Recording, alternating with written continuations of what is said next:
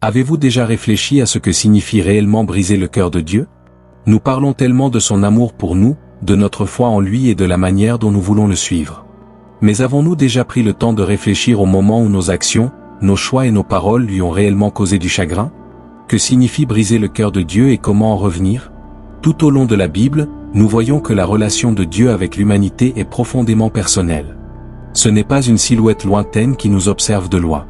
Son amour est sacrificiel, sa compassion est sans fin et sa patience dépasse tout ce que nous pouvons imaginer. Mais cet amour signifie aussi qu'il est prêt à être vulnérable, à éprouver du chagrin lorsque nous nous détournons.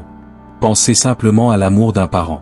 La joie et la fierté qu'ils ressentent lorsque leur enfant réussit et la profonde tristesse qu'ils ressentent lorsque cet enfant fait des choix qui mènent au mal. C'est le chagrin de Dieu.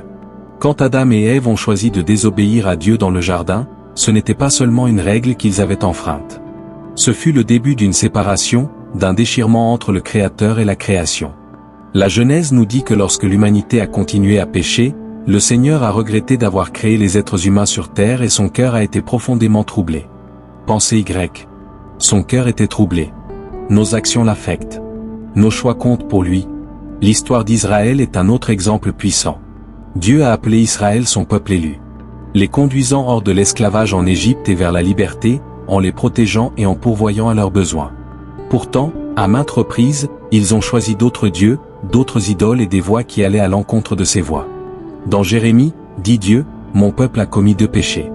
Ils m'ont abandonné, moi la source d'eau vive, et ont creusé leurs propres citernes, des citernes crevassées qui ne peuvent retenir l'eau. » Le cœur de Dieu ne se brise pas parce qu'il est en colère, mais parce qu'il aime tellement son peuple et désire ardemment qu'il choisit ses voies vivifiantes. Et pourtant, même lorsque nous nous égarons, Dieu ne nous abandonne pas. Comme le Père dans l'histoire du Fils prodigue, Dieu attend, veille et aspire à notre retour. Son cœur se brise, certes, mais son cœur est aussi rempli de miséricorde. Même lorsque nous faisons des choix qui lui font mal, il est prêt à pardonner et à nous ramener dans ses bras. Nous ne pourrions pas adorer des idoles de bois et de pierre comme l'ancien Israël, mais nous avons encore aujourd'hui nos propres idoles, des choses que nous accordons la priorité à notre relation avec Dieu. Il peut s'agir de choses matérielles, de relations ou même de notre propre fierté. Lorsque nous plaçons quelque chose au-dessus de Dieu, cela lui brise le cœur car il veut être le premier dans nos vies. Chaque fois que nous mentons, tenons rancune ou agissons par égoïsme, ce n'est pas qu'un petit faux pas. C'est un moment qui crée une distance entre nous et celui qui nous aime le plus. Imaginez un instant la douleur d'une amitié brisée. Lorsqu'il y a trahison ou abus de confiance, cela provoque de profondes blessures. Le péché fait la même chose dans notre relation avec Dieu. C'est une blessure et un lien que Dieu chérit profondément.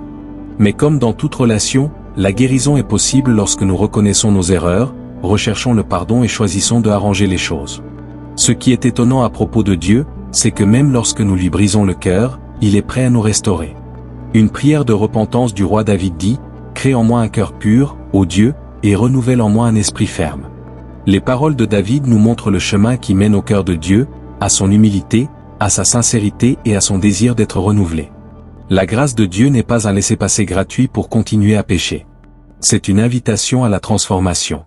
Romains nous le rappelle, devons-nous continuer à pécher pour que la grâce n'augmente en aucun cas? Nous sommes ceux qui sont morts au péché. Comment pouvons-nous y vivre plus longtemps? Lorsque nous réalisons vraiment à quel point nos actions affectent le cœur de Dieu, notre motivation à vivre dans la droiture naît de l'amour plutôt que de la peur. C'est une décision quotidienne d'honorer le cœur de Dieu, de choisir la gentillesse plutôt que la colère, le pardon plutôt que le ressentiment, l'humilité plutôt que l'orgueil. Vivre une vie qui l'honorait n'est peut-être pas facile, mais il promet de nous aider. Le Saint-Esprit nous guide, nous fortifie. Et nous rappelle l'amour de Dieu dans nos moments les plus faibles. Alors, par où commencer? Tout d'abord, nous examinons notre cœur. Nous devons régulièrement prendre le temps de réfléchir à nos actions, nos pensées et nos intentions. Demandez à Dieu de révéler tous les domaines dans lesquels nous pourrions nous éloigner de lui. Le psalmiste a prié, « Sonde-moi, Dieu, et connais mon cœur.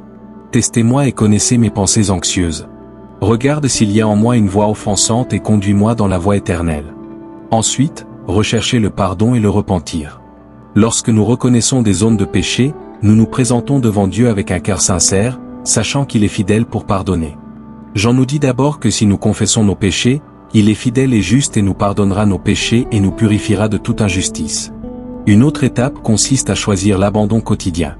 Chaque matin, Nous pouvons consacrer notre journée à Dieu, lui demandant de nous guider et de nous maintenir alignés avec sa volonté.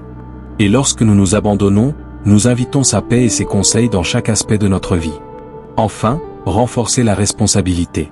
Entourez-vous d'autres croyants qui peuvent vous encourager, prier pour vous et vous mettre au défi. Les proverbes disent « Comme le fer aiguise le fer, ainsi une personne en aiguise une autre ». La responsabilité nous renforce et nous maintient les pieds sur terre. Comprendre le poids de briser le cœur de Dieu ne signifie pas se sentir coupable ou accablé. Il s'agit de prendre conscience de la réalité de son amour profond et personnel pour chacun de nous. Dieu ne veut pas que nous restions éloignés de lui. Il aspire à ce que nous revenions, que nous entretenions une relation avec lui et que nous vivions d'une manière qui reflète son amour pour le monde. Prenez un moment pour vous demander, est-ce que je vis d'une manière qui honore le cœur de Dieu? Y a-t-il des choix que je dois abandonner? Des péchés que je dois confesser? Ou les mesures que je dois prendre pour revenir pleinement vers lui? Cela peut être un point de départ puissant.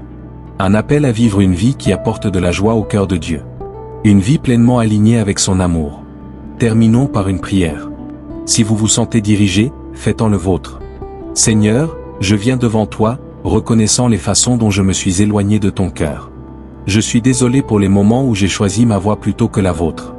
Merci pour ta grâce infinie, de m'avoir rappelé même quand je ne le mérite pas. Aide-moi à marcher dans tes voies. Faire des choix qui vous honorent et vivre une vie qui apporte de la joie à votre cœur. Renouvelez mon esprit et attirez-moi à nouveau près de vous. Au nom de Jésus, Amen. N'oubliez pas que le cœur de Dieu est toujours ouvert, même lorsque nous nous sentons brisés. Qu'aujourd'hui soit le jour où vous revenez à lui, laissant son amour vous transformer, vous guérir et vous guider vers une vie qui rend gloire à son nom.